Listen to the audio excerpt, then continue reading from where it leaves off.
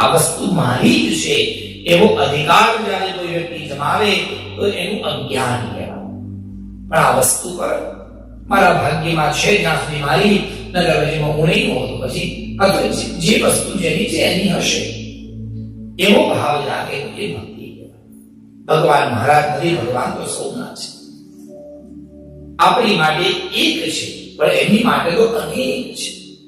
મારે તું એક અને તારે અનેક એવો ભાવ જાગે તો જે ઉત્તમ ભક્તિ કહેવાય. જ્યારે જે ક્ષણે મનમાં એવો ભાવ જાગ્યો કે કૃષ્ણ મહારાજ છે, એક ક્ષણમાં ઠાકોર ગાયબ થઈ ગયા.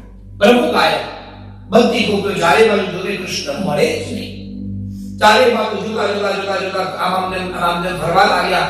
જંગલમાંથી બીજા જંગલમાં જાય, કૃષ્ણ મળે જ નહીં. ક્યાં ખોવાઈ ગયા? અને મનમાં વિરહ જાગ્યો. યાદ રાખવો, વિરહ વગરનો પ્રેમ એ અધૂરો પ્રેમ છે.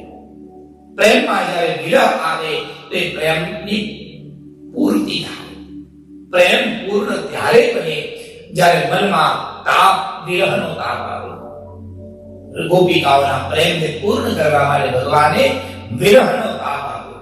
પ્રભુ ગાયબ થયા અને કૃષ્ણનો વિરહ થયો. બધી ગોપિકાઓ ભેગી થઈ અને યમુનાના તટ પર પહોંચ્યા અને ત્યાં જે બધી જ ગોપિકાઓ યમુનાના તટ પર બેઠી અને વિરહિત દશામાં એમણે એક ગીત ગાયું. ગોપીઓએ ગીત ગાયું, તેનું નામ પડ્યું ગોપી ગીત.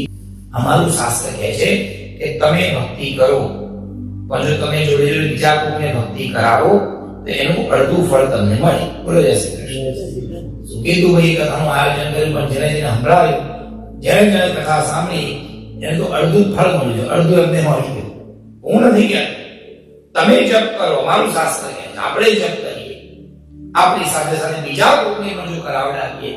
આપણે ગુજરાતીમાં કહેવાય છે આંગળી ચીંધ્યાનું પણ પુણ્ય હોય છે. આપણે કર્યું, બીજાને કરાવડાવ્યું, એને કેવા ભાવથી કર્યું કોઈ ફરક નથી પડતો.